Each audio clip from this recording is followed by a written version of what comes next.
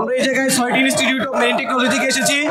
আমাদের প্রধান 3টি দাবি হলো, আমাদের এই আন্দোলনটি মূলত সিটিসি পুনর্বহালের জন্য। আমরা 15 বছর ধরে আন্দোলন সিনের বাইরে করতেছি, আমরাও আন্দোলন করতেছি, এখন আমাদের দাবিগুলো আদায় হচ্ছে না এবং কি সিটি চলাচলি করতেছে, মন্ত্রণালয় বলতেছে তোমাদের দাবি আদায় হবে কিন্তু সময় লাগবে, কিন্তু আমাদের এই সময় দিতে এখন পারবো না। আমরা 15 বছর ওয়েট করছি, সরকার আমাদেরকে আমাদের এই দাবি থেকে বঞ্চিত করেছে। এখন আমরা তার অধিকার চাই, আমাদের আজ পূর্ণ বল চাইতেছি দাবি। আমরা এই জায়গায় 6টি ইনস্টিটিউট অফ মেরিন টেকনোলজি থেকে এসেছি। আমাদের প্রধান 3টি দাবি হলো ডিপ্লোমা ইন মেরিন ইঞ্জিনিয়ারিং এবং diploma in ship building engineering দিয়ে 6 মাসের পিসি ট্রেনিং এর মাধ্যমে আমাদের ক্যাডেট সিটিসি প্রদান করতে হবে।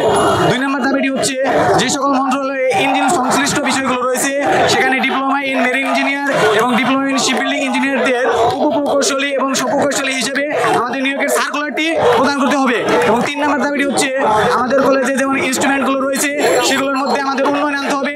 অনেক ইনস্ট্রুমেন্ট আছে যেগুলো ভালো নয়, উন্নত মানের নয়, আমাদের ইনস্ট্রুমেন্টগুলো অনেকগুলো উন্নত মানের করতে হবে। এটি আমাদের প্রধান 3টি দাবি ছিল। আমাদের এই আন্দোলনটি মূলত সিটিসি পুনর্বহালের জন্য।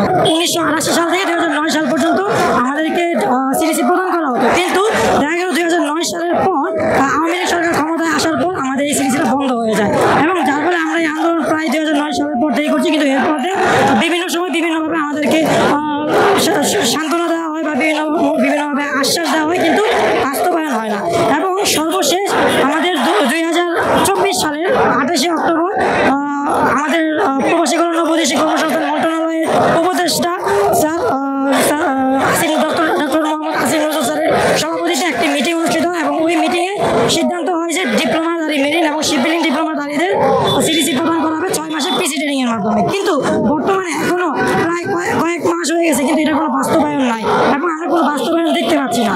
এবং এর পিছনে আমরা জানি সিটিসি মূলত ইস্যু হয় ডিসি শিপিং এর মাধ্যমে, কিন্তু এখানে কোনো একটি গুপ্ত সংগঠনের কারণে আমাদের এই সিটিসিটা বাস্তবায়ন হচ্ছে না। তো আমরা যতদ্রুত সম্ভব এই সিটিসি বাস্তবায়ন আমরা চাই। 1988 সাল থেকে 2009 সাল পর্যন্ত আমাদের ক্যাডেট সিটিসি প্রদান করা হতো।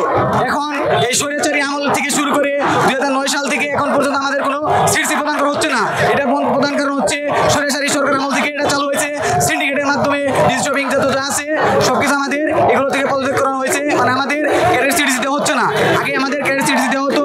আমাদের অনেক বড় ভাইরা যারা আছে তারা বড় বড় শিপে রয়েছে, মার্চেন্ট শিপগুলোতে রয়েছে, চিফ ইঞ্জিনিয়ার, ক্যাপ্টেন পদে তার অবস্থান হয়েছে। তাহলে আমরা যেটার যোগ্য আমরা ক্যাডেট সিটিসি চাই এবং